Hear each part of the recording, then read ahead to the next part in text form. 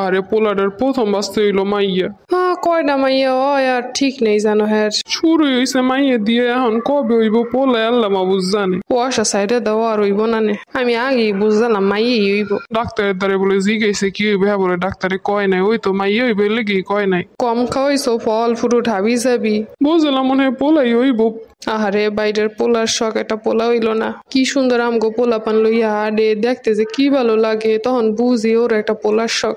আর কোশ না, পোলাটার কপালে কি আছে আল্লাহই জানে। বাচ্চা মেয়ে হয়েছে এর জন্য সবার মুখ কালো। বাচ্চা কি কেউ নিজে থেকে পয়দা করে আনে, আর মেয়ে বাচ্চা কি হইতে পারবো না? হ্যাঁ বাচ্চা কাছে হয়ে গেছে, রং বাদ দিয়ে ওই ডাটা শুরু করো। ঘরের কাজ কাম সব ফালাই নিয়ে, এতদিন তো অসুস্থতার রঙের শেষ নাই। ভাবছিলাম একটা বংশ দাঁড়াইবো, হ্যাঁ তার হইলো না, মাই হইছে একটু বড় টড়ো বানাই টাকা পয়সা খরচ করে এবার বিয়ে দিয়া দেওয়ান লাগবো। হ্যাঁ কি কমা খালি কি এই ডুই, হ্যাঁ এরপর যে বিয়ের সময় যত জিনিসপত্র যা কিছু দেওয়ান লাগবো না, হ্যাঁ এরপর যে আয়োজন অনুষ্ঠান করা।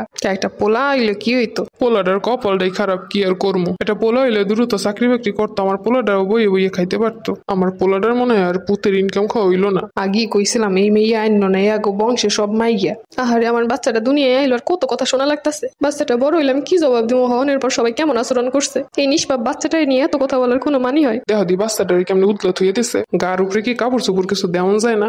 আমি এখনো পর্যন্ত নড়তে পারি না ব্যথায়।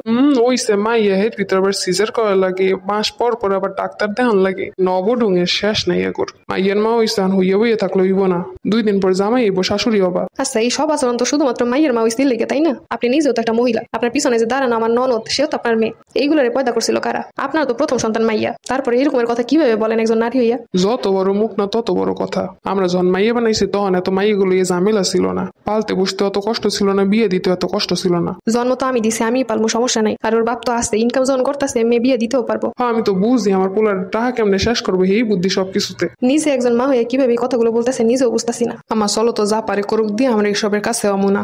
আরে বাচ্চাটার গায়ে জ্বর চলে আইছে, আর হেরে এখন এমন করতেছে। আমার বাচ্চাটার গায়ে জ্বর আইছে। মাই হইছে এখন কতটা হইব অনেক, খালি জ্বর না, ঠান্ডা পানি দিয়ে গা মোছাই দাও বারবার, এমনি জ্বর চলে যাইব। এই ঠান্ডার সময় এখন মাইয়ের গা মোছাই দেবো ঠান্ডা পানি দিয়ে? ঠান্ডা পানি দিয়ে গা না মোছাইলে জ্বর যাইব কেমনে? আমার তুমি কিছু কই না তো, যারা বেশি বুঝে যারা বেশি বোঝা লইয়ে থাও। এমনি হইছে মাইয়ে হে পর আবার এত বেশি বুঝা বুঝি, যত সবাই আমাকে কপালে পড়ে। কই দাও এদিক দাও, ঠান্ডা পানি দিয়ে গা মোছাই দিতাছি। রাত 3টা বাজে, আম্মা এখন ঠান্ডা পানি দিয়ে গা মোছাইবেন? তুমি কেমন গোছাই বেশি বুঝো নাকি? বেশি বুঝলে যা পারো তাই করো। না নেন একটু সুস্থ কইরা দেন, না আমার একটু ডাক্তারের কাছে নিয়ে যান বাচ্চাটাই নিয়ে।